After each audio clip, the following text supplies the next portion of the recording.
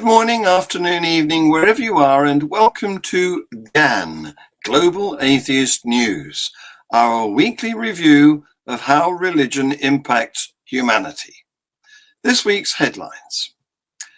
Iraqi Prime Minister al-Kadhimi survived a drone attack on his home. BBC correspondent John Simpson fights back tears describing Afghan children facing starvation. The Taliban allow polio vaccine program to restart in Afghanistan. And Dr. Zakir Nayak declares masturbation halal. And then there's a Voice of Islam radio interview from me. In Australia, New South Wales paramedic John Larter loses the COVID vaccination exemption bid in the Supreme Court. In Germany, the Muslim Afghan refugee destroys a statue of Christ inside a pro-migrant Lutheran church. In the USA, a Masula pastor realtor, yes, he's got two jobs, sues to void a realtor's rule that bans hate speech. Now we start with a report from our Islamic Affairs correspondent, Nuria Khan. Over to you, Nuria. Hello, I'm Nuria Khan, Global Atheist News' Islamic Affairs correspondent. Iraqi Prime Minister Mustafa al-Kadhimi has said he escaped unhurt after a drone attack on his home inside Baghdad's high-security green zone. A drone laden with explosives struck the building, injuring 6 of his bodyguards in an apparent assassination attempt, officials said. Mr. Kadhimi has called for calm and restraint from everyone. The attack, which comes after violent unrest over election results, was condemned by both the US and Iran. Security sources say 3 drones were used in the attack, launched from near a public bridge on the river Tigris. However, 2 were shot down. "We will pursue those who committed the crime. We know them well," he told a cabinet meeting, making no further elaboration. No group has claimed it was behind the attack, but suspicion has fallen on Iran-backed Shia Muslim militias. Iraqi security officials told Reuters that 2 militias in Fatah, Kataib Hezbollah, and Asaib Ahl al-Haq carried out the attack. There was no immediate comment from the groups or the Iranian government. The militias have developed significant military, political, and economic power since helping Iraq's government defeat the Sunni jihadist group Islamic State in 2017. Security sources told Reuters news agency that the attack was carried out by at least 1 militia with Iranian-made drones and explosives. It came amid escalating tensions following last month's parliamentary election, in which the Fatah alliance of parties representing the militia lost 2/3 of its seats. They have refused to accept the results, and 1 person was killed on Friday when supporters demanding a recount clashed with security officials outside Baghdad's fortified green zone where the Prime Minister lives. Now, under the Taliban rule, Afghanistan is teetering on the brink of major disaster, with poverty-stricken families so desperate that they have been driven to selling their children to men and other families. The UN's World Food Programme has warned millions could die unless urgent action is taken to save 22.8 million Afghans who are close to starving to death. The Taliban's brutal takeover has led to a lack of international recognition by the world of the new government and no more aid. The rich countries that used to feed the poor before the Taliban takeover do not want to provide aid to the regime on grounds of their anti-human rights policies. Speaking on Radio 4's Today show this morning, Mr. Simpson said he came across widow Fatima living in a kind of cave on the outskirts of Bamiyan, with her 5 girls and 2 boys. The family was grindingly poor, Mr. Simpson said, finding it difficult to hold back the tears. Listen to his report here. John Simpson, the BBC's Foreign Affairs editor, has done an interview which makes for very difficult listening. You heard a snippet or 2 in the news bulletins earlier. It's with David Beasley, the head of the United Nations World Food Programme, and it concerns the humanitarian situation in Afghanistan, which Beasley describes as nothing short of hell on earth, millions, yes, millions of people now face starvation. 3 months after America pulled out of Kabul, the news caravan with its cameras and microphones and the world's attention has to a large degree moved on. But John is there for us in Bamiyan in Afghanistan and joins us on the line right now. John, good afternoon to you from London. Just give us a sense, please, of the scale of the catastrophe that David Beasley described to you.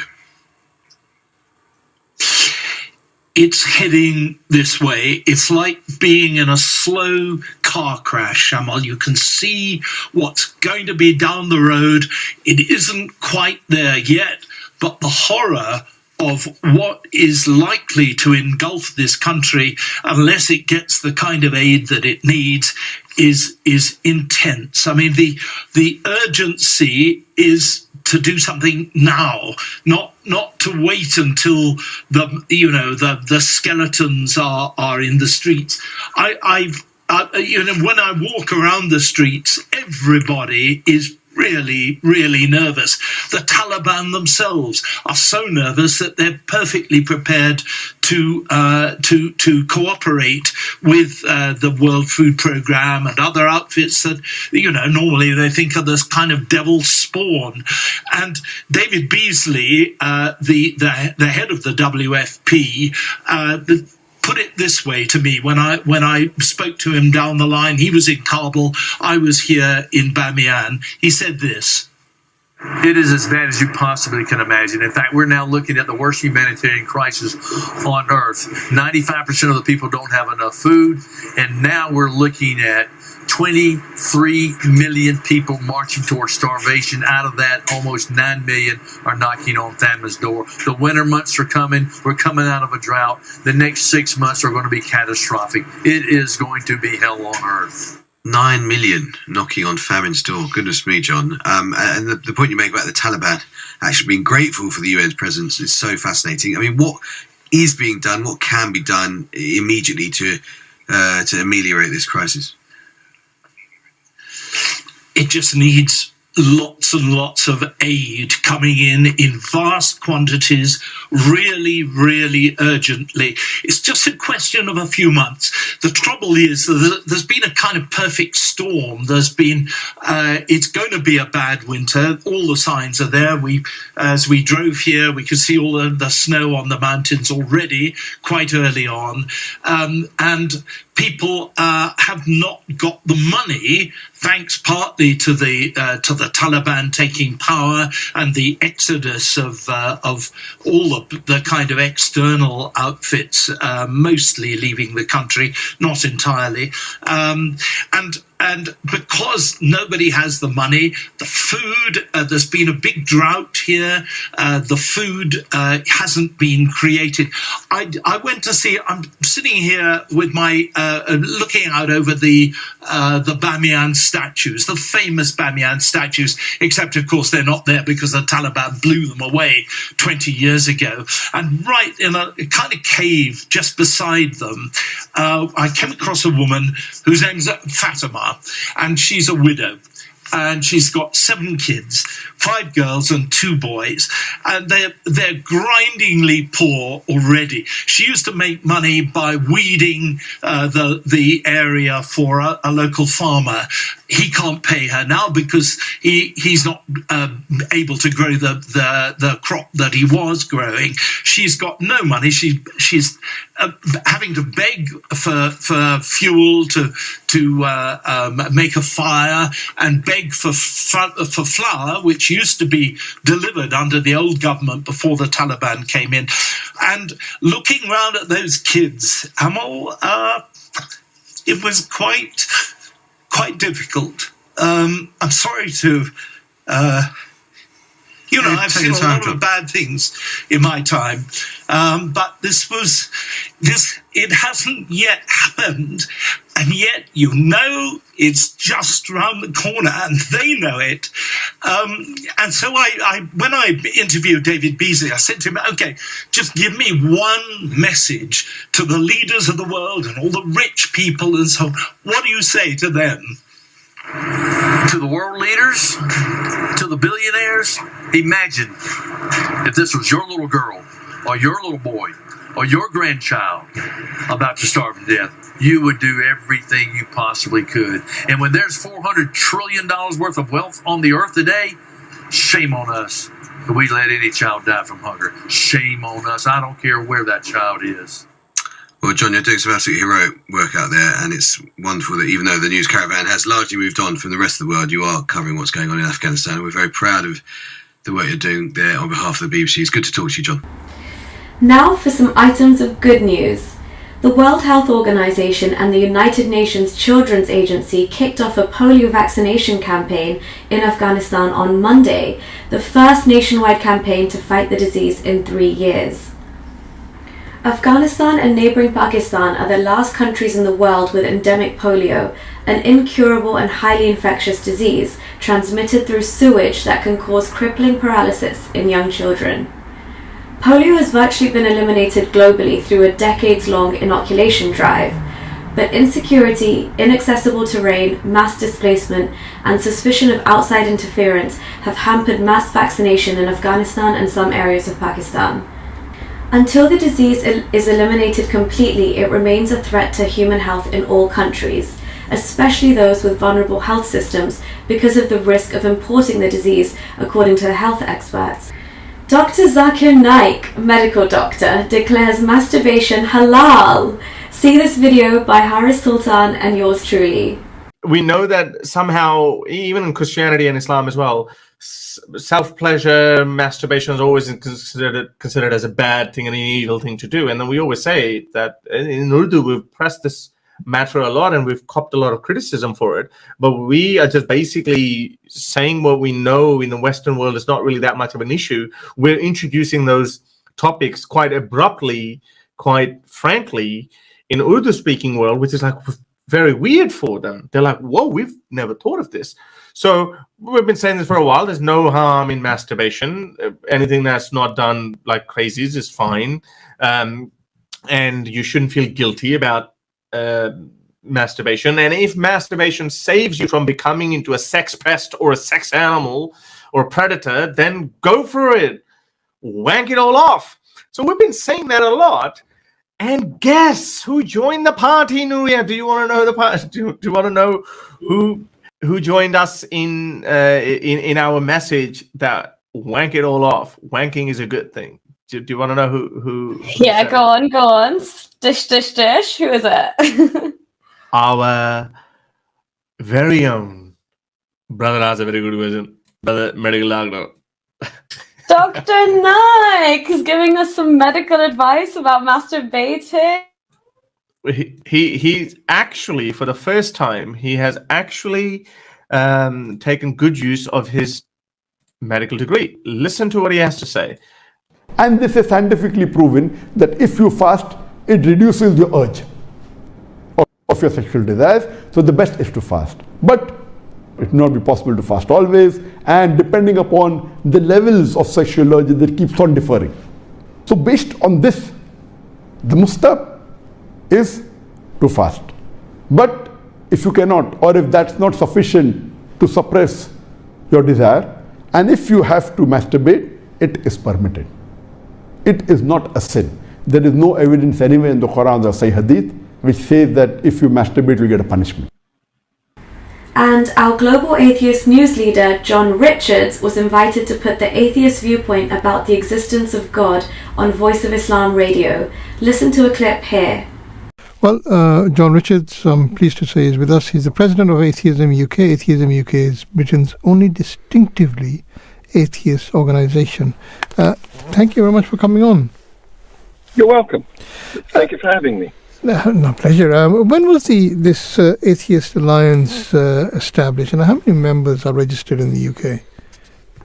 Right. Well, there's a slight misunderstanding here because Atheist Alliance International is not the organisation that I'm with at the moment. Uh-huh.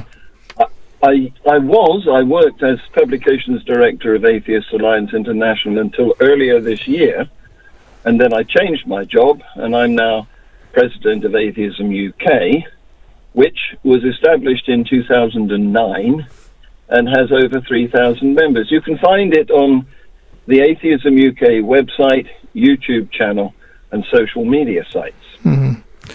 What are your objectives? Do you want people to realize that God doesn't exist? Is that your objective? And why do you think that will be in the interest of people? Well, I'm a retired science teacher, and I want people to realize how we know things, what counts as evidence, and how we discover information. And religions do not follow a sensible route to providing answers to mysteries.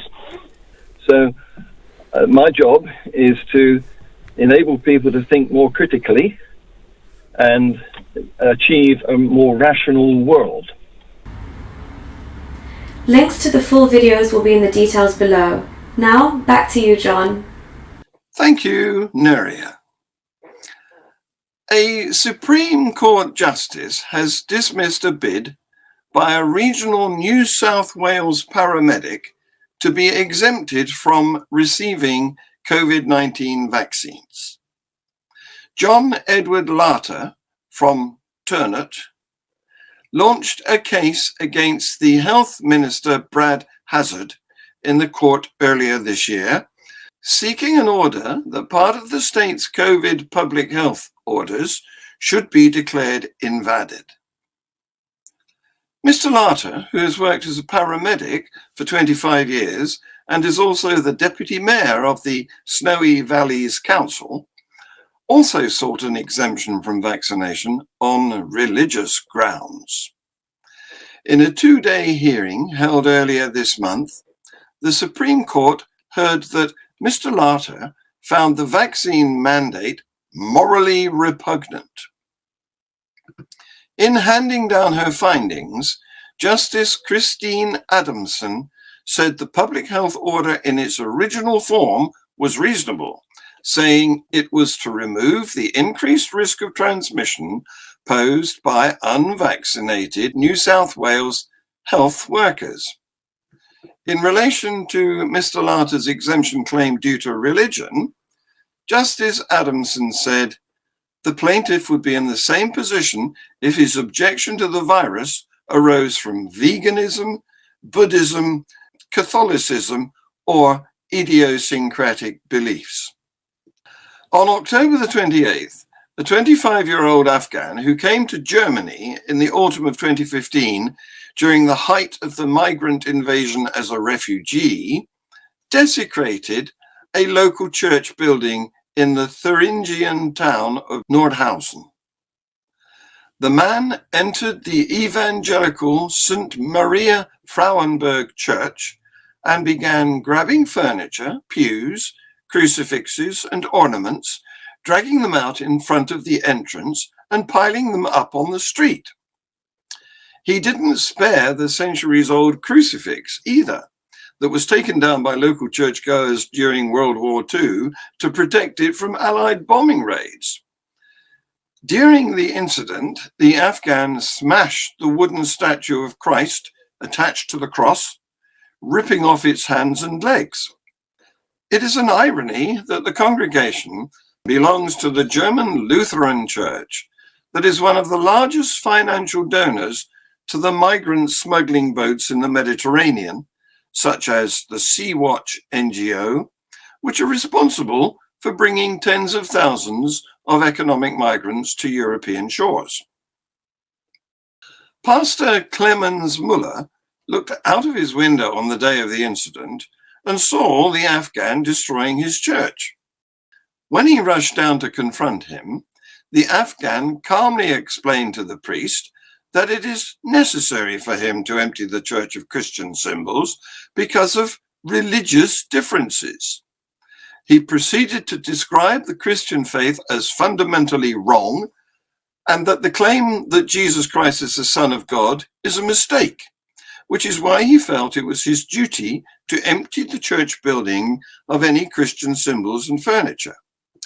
The pastor asked him what he would do if he went to Afghanistan and cleared out a mosque in the same manner. The pastor said that the man refused to consider it on those terms. Muller said there was no real dialogue the man was willing to listen to. After the Afghans started speaking with the pastor, who was barely a few weeks into his job, the migrant calmly walked back into the church and finished the acts of destruction that he started earlier.